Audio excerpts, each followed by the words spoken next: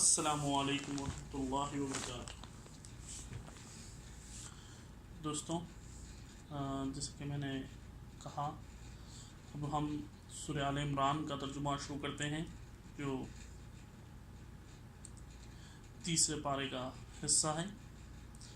میں ترجمہ آپ کے سامنے پیش کرتا ہوں۔ بسم اللہ الرحمن الرحیم۔ الف لام میم۔ اللہ وہ زندہ جاوید ہستی جو نظام کائنات کو سنبھالے ہوئے ہے، حقیقت میں اس کے سوا کوئی خدا نہیں ہے۔ اس نے تم پر یہ کتاب نازل کی جو حق لے کر آئی ہے، اور ان کتابوں کی تصدیق کر رہی ہے جو پہلے سے آئی ہوئی تھی۔ اس سے پہلے وہ انسانوں کی ہدایت کے لیے تورات اور انجیل نازل کر چکا ہے، اور اس نے وہ کسوٹی اتار دی ہے جو حق اور باطل کا فرق دکھانے والی ہے۔ اب جو لوگ اللہ کے فرامین کو قبول کرنے سے انکار کریں، ان کو یقیناً سخت سزا ملے گی۔ اللہ بے پناہ طاقت کا مالک ہے اور برائی کا بدلہ دینے والا ہے۔ زمین اور آسمانوں کی کوئی چیز اللہ سے پوشیدہ نہیں۔ وہی تو ہے جو تمہاری ماؤں کے پیٹ میں تمہاری صورتیں جیسی چاہتا ہے بناتا ہے۔ اس زبردست حکمت والے کے سوا کوئی اور خدا نہیں ہے۔ وہی خدا ہے جس نے یہ کتاب تم پر نازل کی ہے۔ اس کتاب میں دو طرح کی آیات ہیں، ایک محکمات جو کتاب کی اصل بنیاد ہیں، اور دوسری متشابہات۔ جن لوگوں کے دلوں میں ٹیڑھ ہے، وہ فتنے کی تلاش میں ہمیشہ متشابہات ہی کے پیچھے پڑے رہتے ہیں، اور ان کے معنی پہنانے کی کوشش کیا کرتے ہیں، حالانکہ ان کا حقیقی مفہوم اللہ کے سوا کوئی نہیں جانتا۔ بخلاف اس کے جو لوگ علم میں پختہ کار ہیں، وہ کہتے ہیں ہمارا ان پر ایمان ہے، یہ سب ہمارے رب ہی کی طرف سے ہے، اور سچ یہ ہے کہ کسی چیز سے صحیح سبق صرف دانش مند لوگ ہی حاصل کرتے ہیں۔ وہ اللہ سے دعا کرتے ہیں، پروردگار جب تو ہمیں سیدھے راستے پر لگا چکا ہے تو پھر کہیں ہمارے دلوں کو کجی میں مبتلا نہ کر دیجیے۔ ہمیں اپنے خزانے فیض سے رحمت عطا کر، تو ہی فیاض حقیقی ہے۔ پروردگار تو یقیناً سب لوگوں کو ایک روز جمع کرنے والا ہے، جس کے آنے میں کوئی شبہ نہیں۔ تو ہرگز اپنے وعدے سے ٹلنے والا نہیں ہے۔ جن لوگوں نے کفر کا رویہ اختیار کیا ہے، انہیں اللہ کے مقابلے میں نہ ان کا مال کچھ کام دے گا نہ اولاد۔ وہ دوزخ کا ایندھن بن کر رہیں گے۔ ان کا انجام ویسا ہی ہوگا جیسا فرعون کے ساتھیوں اور ان سے پہلے کے نافرمانوں کا ہو چکا ہے۔ انہوں نے آیت الہی کو جھٹلایا، نتیجہ یہ ہوا کہ اللہ نے ان کے گناہوں پر انہیں پکڑ لیا، اور حق یہ ہے کہ اللہ سخت سزا دینے والا ہے۔ بس اے محمد صلی اللہ علیہ وسلم، جن لوگوں نے تمہاری دعوت کو قبول کرنے سے انکار کر دیا ہے، ان سے کہہ دو کہ قریب ہے وہ وقت جب تم مغلوب ہو جاؤ گے اور جہنم کی طرف ہانکے جاؤ گے، اور جہنم بڑا ہی برا ٹھکانہ ہے۔ تمہارے لیے ان دو گروہوں میں ایک نشانی عبرت تھا جو بدر میں ایک دوسرے سے نبر آزما ہوئے۔ ایک گروہ اللہ کی راہ میں لڑ رہا تھا اور دوسرا گروہ کافر تھا۔ دیکھنے والے پچشم سر دیکھ رہے تھے کہ کافر گروہ مومن گروہ سے دو چند ہیں، مگر نتیجے نے ثابت کر دیا کہ اللہ اپنی فتح و نصرت جس کو چاہتا ہے مدد دیتا ہے۔ دیدہ بینا رکھنے والوں کے لیے اس میں بڑا سبق پوشیدہ ہے۔ لوگوں کے لیے مرغوبات نفس، عورتیں، اولاد، سونے چاندی کے ڈھیر، چیدہ گھوڑے،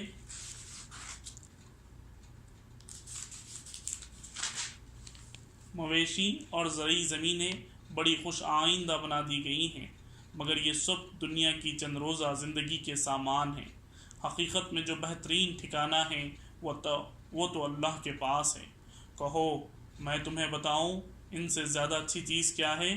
جو لوگ تقوی کی روش اختیار کریں، ان کے لیے ان کے رب کے پاس باغ ہیں جن کے نیچے نہریں بہتی ہوں گی، وہاں انہیں ہمیشگی کی زندگی حاصل ہوگی۔ پاکیزہ بیویاں ان کی رفیق ہوں گی، اور اللہ کی رضا سے وہ سرفراز ہوں گے۔ اللہ اپنے بندوں کے رویے پر گہری نظر رکھتا ہے۔ یہ وہ لوگ ہیں جو کہتے ہیں کہ مالک ہم ایمان لائے، ہماری خطاؤں سے درگزر فرما اور ہمیں آتش دوزخ سے بچا لے۔ یہ لوگ صبر کرنے والے ہیں، راست باز ہیں، فرمانبردار اور فیاض ہیں، اور رات کے آخری گھڑیوں میں اللہ سے مغفرت کی دعائیں کرتے ہیں۔ اللہ نے خود شہادت دی ہے کہ اس کے سوا کوئی خدا نہیں، اور یہی شہادت فرشتوں اور سب اہل ایمان نے بھی دی ہے۔ وہ انصاف پہ قائم ہیں، اس زبردست حکیم کے سوا فی الواقع کوئی خدا نہیں ہے۔ اللہ کے نزدیک دین صرف اسلام ہے۔ اس دین سے ہٹ کر جو مختلف طریقے ان لوگوں نے اختیار کیے جنہیں کتاب دی گئی تھی، ان کے اس طرز عمل کی کوئی وجہ اس کے سوا نہ تھی۔ انہوں نے علم آ جانے کے بعد آپس میں ایک دوسرے پر زیادتی کرنے کے لیے ایسا کیا، اور جو کوئی اللہ کے احکام و ہدایت کی اطاعت سے انکار کر دے، اللہ کو اس سے حساب لیتے کچھ دیر نہیں لگتی۔ اب اگر یہ لوگ تم سے جھگڑا کریں تو ان سے کہو، میں نے اور میرے پیروں نے اللہ کے آگے سر تسلیم خم کر دیا ہے۔ پھر اہل کتاب اور غیر اہل کتاب دونوں سے پوچھو، کیا تم نے بھی اس کی اطاعت و بندگی قبول کی؟ اگر کی تو راہ راست پا گئے، اور اگر اس سے منہ موڑا تو تم پر صرف پیغام پہنچا دینے کی ذمہ داری تھی۔ آگے اللہ خود اپنے بندوں کے معاملات دیکھنے والا ہے۔ جو لوگ اللہ کے احکام و ہدایات کو ماننے سے انکار کرتے ہیں اور اس کے پیغمبروں کو ناحق قتل کرتے ہیں، اور ایسے لوگوں کی جان کے درپے ہوتے ہیں جو خلق خدا میں عدل اور راستی کا حکم دینے کے لیے اٹھیں، ان کو دردناک سزا کی خوشخبری سنا دو۔ یہ وہ لوگ ہیں جن کے اعمال دنیا اور آخرت دونوں میں ضائع ہو گئے، اور ان کا مددگار کوئی نہیں ہے۔ تم نے دیکھا نہیں کہ جن لوگوں کو کتاب کے علم میں جو کچھ حصہ ملا ہے ان کا حال کیا ہے؟ انہیں جب کتاب الہی کی طرف بلایا جاتا ہے تاکہ وہ ان کے درمیان فیصلہ کرے، تو ان میں سے ایک فریق اس سے پہلو تہی کرتا ہے اور اس فیصلے کی طرف آنے سے منہ پھیر جاتا ہے۔ ان کا یہ طرز عمل اس وجہ سے ہے کہ وہ کہتے ہیں کہ آتش دوزخ تو ہمیں مس تک نہ کرے گی، اور اگر دوزخ کی سزا ہم کو ملے گی بھی تو بس چند روز۔ ان کے خود ساختہ عقیدوں نے ان کو اپنے دین کے معاملے میں بڑی غلط فہمیوں میں ڈال رکھا ہے۔ مگر کیا بنے گی ان پر جب ہم انہیں اس روز جمع کریں گے جس کا آنا یقینی ہے۔ اس روز ہر شخص کو اس کی کمائی کا بدلہ پورا دے دیا جائے گا، اور کسی پر ظلم نہ ہوگا۔ کہو، خدایا ملک کے مالک، تو جسے چاہے حکومت دے اور جسے چاہے چھین لے، جسے چاہے عزت بخشے اور جس کو چاہے ذلیل کر دے۔ بھلائی تیرے اختیار میں ہے، بے شک تو ہر چیز پر قادر ہے۔ رات کو دن پر پروتا ہوا لے آتا ہے، اور دن کو رات میں، جاندار میں بے جان کو نکالتا ہے اور بے جان میں سے جاندار کو، اور جسے چاہتا ہے بے حساب رزق دیتا ہے۔ مومنین اہل ایمان کو چھوڑ کر کافروں کو اپنا رفیق اور دوست ہرگز نہ بنائیں۔ جو ایسا کرے گا اس کو اللہ سے کوئی تعلق نہیں۔ ہاں، یہ معاف ہے کہ تم ان کے ظلم سے بچنے کے لیے بظاہر ایسا طرز عمل اختیار کر جاؤ، مگر اللہ تمہیں اپنے آپ سے ڈراتا ہے اور تمہیں اسی کی طرف پلٹ کر جانا ہے۔ اے نبی، لوگوں کو خبردار کرو کہ تمہارے دلوں میں جو کچھ ہے اسے خواہ تم چھپاؤ یا ظاہر کرو، اللہ بہرحال اسے جانتا ہے۔ زمین و آسمان کی کوئی چیز اس کے علم سے باہر نہیں ہے، اور اس کا اقتدار ہر چیز پر حاوی ہے۔ وہ دن آنے والا ہے جب ہر نفس کو اپنے کیے کا پھل حاضر پائے گا، خواہ اس نے بھلائی کی ہو یا برائی۔ اس روز آدمی یہ تمنا کرے گا، کاش ابھی یہ دن اس سے بہت دور ہوتا۔ اللہ تمہیں اپنے آپ سے ڈراتا ہے، اور وہ اپنے بندوں کو نہایت خیر خواہ ہے۔ اے نبی، لوگوں سے کہہ دو، اگر تم حقیقت میں اللہ سے محبت رکھتے ہو تو میری پیروی اختیار کرو۔ اللہ تم سے محبت کرے گا اور تمہاری خطاؤں سے درگزر فرمائے گا۔ وہ بڑا معاف کرنے والا اور رحیم ہے۔ ان سے کہو کہ اللہ اس کے رسول کی اطاعت قبول کر لو، پھر اگر وہ تمہاری یہ دعوت قبول نہ کرے تو یقیناً یہ ممکن نہیں ہے کہ اللہ ایسے لوگوں سے محبت کرے جو اس کی اور اس کے رسول کی اطاعت سے انکار کرتے ہیں۔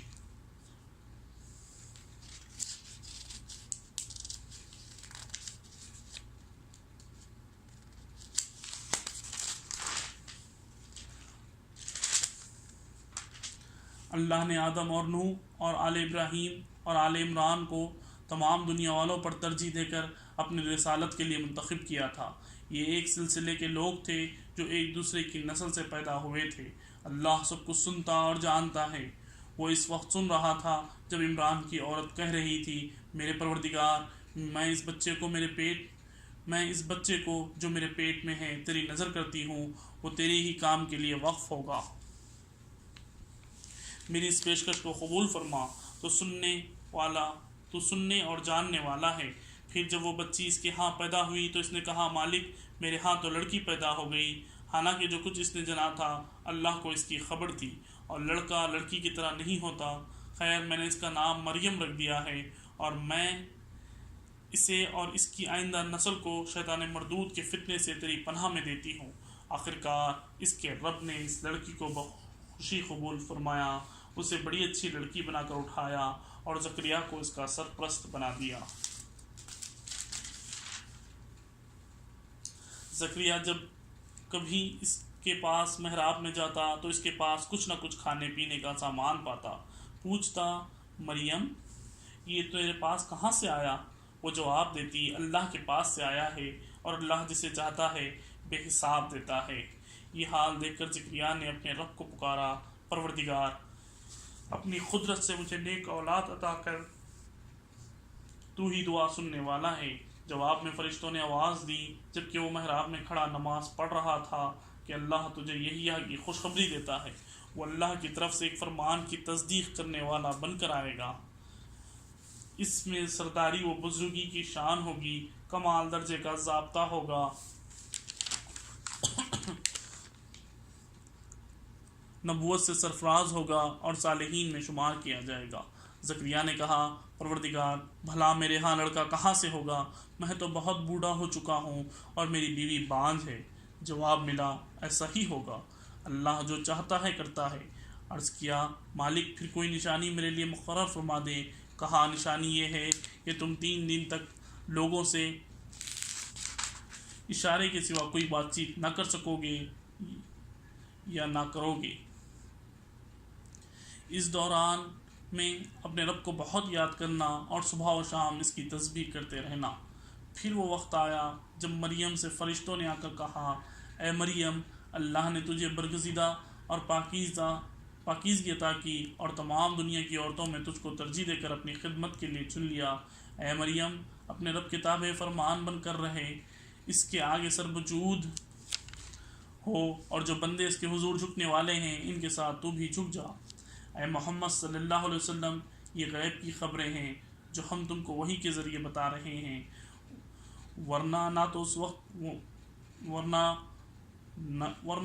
تم اس وقت وہاں موجود نہ تھے جب ہیکل کے خادم یہ فیصلہ کرنے کے لیے کہ مریم کا سرپرست کون ہو اپنے قلم پھینک رہے تھے، اور نہ تم اس وقت حاضر تھے جب ان کے درمیان جھگڑا برپا تھا، اور جب فرشتوں نے کہا، اے مریم، اللہ تجھے اپنے ایک فرمان کی خوشخبری دیتا ہے، اس کا نام مسیحا عیسیٰ ابن مریم ہوگا، دنیا اور آخرت میں معزز ہوگا، اللہ کے مقرب بندوں میں شمار کیا جائے گا، لوگوں سے گہوارے میں کلام کرے گا، اور بڑی عمر کو پہنچ کر بھی وہ ایک مرد صالح ہوگا۔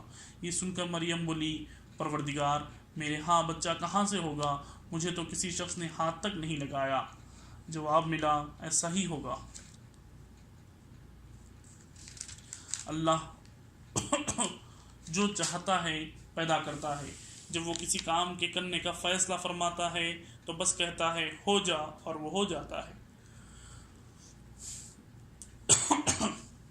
فرشتوں نے پھر اپنے سلسلے کلام میں کہا، اور اللہ اس کتاب اور حکمت کی تعلیم دے گا، اور اللہ اسے کتاب اور حکمت کی تعلیم دے گا، تورات اور انجیل کا علم سکھائے گا، اور بنی اسرائیل کی طرف اپنا رسول مقرر کرے گا۔ اور جب وہ بحیثیت رسول بنی اسرائیل کے پاس آیا تو اس نے کہا، میں تمہارے رب کی طرف سے تمہارے پاس نشانی لے کر آیا ہوں، میں تمہارے سامنے مٹی سے پرندے کی صورت کا ایک مجسمہ بناتا ہوں اور اس پر پھونک مارتا ہوں، وہ اللہ کے حکم سے پرندہ بن جاتا ہے، میں اللہ کے حکم سے مادرزاد اندھے اور کوڑے کو اچھا کرتا ہوں اور مردے کو زندہ کرتا ہوں، میں تمہیں بتاتا ہوں کہ تم کیا کھاتے ہو، اور کیا اپنے گھروں میں ذخیرہ کر کے رکھتے ہو؟ اس میں تمہارے لیے کافی نشانی ہیں اگر تم ایمان لانے والے ہو۔ اور میں اس تعلیم و ہدایت کی تصدیق کرنے والا بن کر آیا ہوں جو تورات میں اس وقت میرے زمانے میں موجود ہے، اور اس لیے آیا ہوں کہ تمہارے لیے بعض ان چیزوں کو حلال کر دوں جو تم پر حرام کر دی گئی ہیں۔ دیکھو میں تمہارے رب کی طرف سے تمہارے پاس نشانی لے کر آیا ہوں، لہٰذا اللہ سے ڈرو اور میری اطاعت کرو۔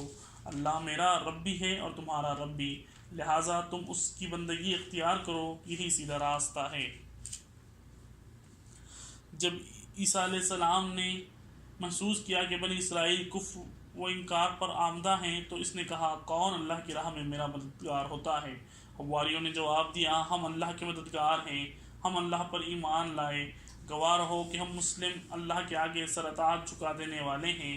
مالک جو فرمان تو نے نازل کیا ہے ہم نے اسے مان لیا اور رسول کی پیروی قبول کی، ہمارا نام گواہی دینے والوں میں لکھ لے۔ پھر بنی اسرائیل مسیحا کے خلاف خود خفیہ تدبیریں کرنے لگے۔ جواب میں اللہ نے بھی اپنی خفیہ تدبیر کی، اور ایسی تدبیروں میں اللہ سب سے بڑھ کر ہے۔ وہ اللہ کی خفیہ تدبیر ہی تھی جب اس نے کہا، اے عیسیٰ اب میں تجھے واپس لے لوں گا اور تجھ کو اپنی طرف اٹھا لوں گا، اور جنہوں نے تیرا انکار کیا ہے ان سے، یعنی ان کی میت سے اور ان کے گندے ماحول میں ان کے ساتھ رہنے سے تجھے پاک کر دوں گا، اور تیری پیروی کرنے والوں کو قیامت تک ان لوگوں پر بالادست رکھوں گا جنہوں نے تیرا انکار کیا ہے۔ پھر تم سب کو آخرکار میرے پاس آنا ہے، اس وقت میں ان باتوں کا فیصلہ کر دوں گا جن میں تمہارے درمیان اختلاف ہے۔ جن لوگوں نے کفر و انکار کی روش اختیار کی ہے انہیں دنیا اور آخرت دونوں چیزوں میں سخت سزا دوں گا، اور وہ کوئی مددگار نہ پائیں گے۔ اور جنہوں نے ایمان اور نیک عمل کا رویہ اختیار کیا ہے انہیں ان کے اجر پورے پورے دیے جائیں گے، اور خوب جان لو کہ ظالموں سے اللہ ہرگز محبت نہیں کرتا۔ یہ آیات اور حکمت سے لبریز تذکرے جو ہم تمہیں سنا رہے ہیں، اللہ کے نزدیک عیسیٰ علیہ السلام کی مثال آدم کی سی ہے۔ اللہ نے اسے مٹی سے پیدا کیا اور حکم دیا ہو جا، اور وہ ہو گیا۔ یہ اصل حقیقت ہے جو تمہارے رب کی طرف سے بتائی جا رہی ہے، اور تم ان لوگوں میں شامل نہ ہو جو اس میں شک کرتے ہیں۔ یہ علم کے آ جانے کے بعد اب جو کوئی اس معاملے میں تم سے جھگڑا کرے تو اے محمد صلی اللہ علیہ وسلم اس سے کہو کہ آؤ ہم اور تم خود بھی آ جائیں اور اپنے بال بچوں کو بھی لے آئیں، اور خدا سے دعا کریں کہ جو جھوٹا ہو اس پر خدا کی لعنت ہو۔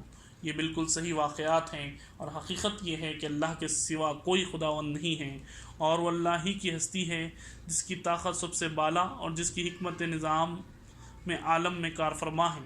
بس اگر یہ لوگ اس شرط پر مقابلے میں آنے سے منہ موڑیں تو ان کا مفسد ہونا صاف صاف کھل جائے گا، اور اللہ تو مفسدوں کے حال سے واقف ہی ہے۔ کہو اہل کتاب، آؤ ایک ایسی بات کی طرف جو ہمارے اور تمہارے درمیان یکساں ہے، یہ کہ ہم اللہ کے سوا کسی کی بندگی نہ کریں، اس کے ساتھ کسی کو شریک نہ ٹھہرائیں، اور ہم میں سے کوئی اللہ کے سوا کسی کو اپنا رب نہ بنا لے۔ اس دعوت کو قبول کرنے سے اگر وہ منہ موڑیں تو صاف کہہ دو کہ گواہ رہو ہم تو مسلم صرف خدا کی بندگی و اطاعت کرنے والے ہیں۔ اے اہل کتاب، تم ابراہیم کے بارے میں ہم سے کیوں جھگڑا کرتے ہو؟ تورات اور انجیل تو ابراہیم کے بعد ہی نازل ہوئی ہے، پھر کیا تم اتنی بھی بات نہیں سمجھتے؟ تم لوگ جن چیزوں کا علم رکھتے ہو ان میں تو خوب بحثیں کر چکے، اب ان معاملات میں کیوں بحث کرنے چلے ہو جن کا تمہارے پاس کچھ بھی علم نہیں؟ اللہ جانتا ہے تم نہیں جانتے۔ ابراہیم نہ یہودی تھا نہ عیسائی، بلکہ وہ ایک مسلم یکسو تھا، اور وہ ہرگز مشرکوں میں سے نہ تھا۔ ابراہیم سے نسبت رکھنے کا سب سے زیادہ حق اگر کسی کو پہنچتا ہے تو ان لوگوں کو پہنچتا ہے جنہوں نے اس کی پیروی کی، اور اب یہ نبی اور اس کے ماننے والے اس نسبت کے زیادہ حقدار ہیں۔ اللہ صرف انہی کا حامی و مددگار ہے جو ایمان رکھتے ہیں۔ اے ایمان لانے والوں، اہل کتاب میں سے ایک گروہ چاہتا ہے کہ کسی طرح تمہیں راہ راست سے ہٹا دے، حالانکہ در حقیقت اپنے سوا کسی کو گمراہی میں نہیں ڈال رہے ہیں، مگر انہیں اس کا شعور نہیں ہے۔ اے اہل کتاب، کیوں اللہ کی آیات کا انکار کرتے ہو حالانکہ تم خود ان کا مشاہدہ کر رہے ہو؟ اے اہل کتاب، کیوں حق کو باطل کا رنگ چڑھا کر مشتبہ بناتے ہو؟ کیوں جانتے بوجھتے حق کو چھپاتے ہو؟ اہل کتاب میں سے ایک گروہ کہتا ہے اس نبی کے ماننے والوں میں جو کچھ نازل ہوا ہے اس پر صبح ایمان لاؤ اور شام کو اسے انکار کر دو، شاید اس ترکیب سے یہ لوگ اپنے ایمان سے پھر جائیں۔ نیز یہ لوگ آپس میں کہتے ہیں اپنے مذاہب والے کسی کی بات نہ مانو، اے نبی ان سے کہہ دو اصل میں ہدایت تو اللہ کی ہدایت ہے اور یہ اسی کی دین ہے، اور یہ اسی کا دین ہے کہ کسی کو وہی کچھ دے دیا جائے جو کبھی تم کو دیا گیا تھا، یا یہ کہ دوسروں کو تمہارے رب کے حضور پیش کرنے کے لیے تمہارے خلاف قوی حجت مل جائے۔ اے نبی صلی اللہ علیہ وسلم ان سے کہو کہ فضل و شرف اللہ کے اختیار میں ہے، جسے چاہے عطا فرمائے، وہ وسیع النظر ہے، سب کچھ جانتا ہے اور اپنے رحمت کے لیے جس کو چاہتا ہے مخصوص کر لیتا ہے، اور اس کا فضل بہت بڑا ہے۔ اہل کتاب میں سے کوئی تو ایسا ہے اگر تم اس کے اعتماد پر مال اور دولت کا ایک ڈھیر بھی دے دو تو وہ تمہارا مال تمہیں ادا کر دے گا، اور کسی کا حال یہ ہے کہ اگر تم ایک دینار کے معاملے میں بھی اس پر بھروسہ کرو تو وہ ادا نہ کرے گا الا یہ کہ تم اس کے سر پر سوار ہو جاؤ۔ ان کی اس اخلاقی حالت کا سبب یہ ہے کہ وہ کہتے ہیں کہ امیوں غیر یہودی لوگوں کے معاملے میں ہم پر کوئی مواخذہ نہیں، اور یہ بات وہ محض جھوٹ کھڑ کر اللہ کی طرف منسوب کرتے ہیں، حالانکہ انہیں معلوم ہے کہ اللہ نے کیسی کوئی بات نہیں فرمائی ہے۔ آخر کیوں ان سے باس پرس نہ ہوگی؟ جو بھی اپنے عہد کو پورا کرے گا اور برائی سے بچ کر رہے گا وہ اللہ کا محبوب ہے، کیونکہ پرہیزگار لوگ اللہ کو پسند ہیں۔ رہے وہ لوگ جو اللہ کے عہدوں اور اپنی قسموں کو تھوڑی قیمت پر بیچ ڈالتے ہیں تو ان کے لیے آخرت میں کوئی حصہ نہیں۔ اللہ قیامت کے روز نہ ان سے بات کرے گا، نہ ان کی طرف دیکھے گا اور نہ انہیں پاک کرے گا، بلکہ ان کے لیے سخت دردناک عذاب ہے۔ ان میں سے کچھ لوگ ایسے ہیں جو کتاب پڑھتے ہیں اس طرح زبان کا الٹ پھیر کرتے ہیں کہ تم سمجھو جو کچھ وہ پڑھ رہے ہیں وہ کتاب ہی کی عبارت ہے، حالانکہ وہ کتاب کی عبارت نہیں ہوتی۔ وہ کہتے ہیں جو کچھ ہم پڑھ رہے ہیں خدا کی طرف سے ہیں، حالانکہ وہ خدا کی طرف سے نہیں ہوتا۔ وہ جان بوجھ کر جھوٹ بات اللہ کی طرف منسوب کر دیتے ہیں۔ کسی انسان کا کام یہ نہیں ہے کہ اللہ تو اس کو کتاب اور حکمت اور نبوت عطا فرمائے اور وہ لوگوں سے کہے کہ اللہ کے بجائے تم میرے بندے بن جاؤ، تو وہ یہی کہے گا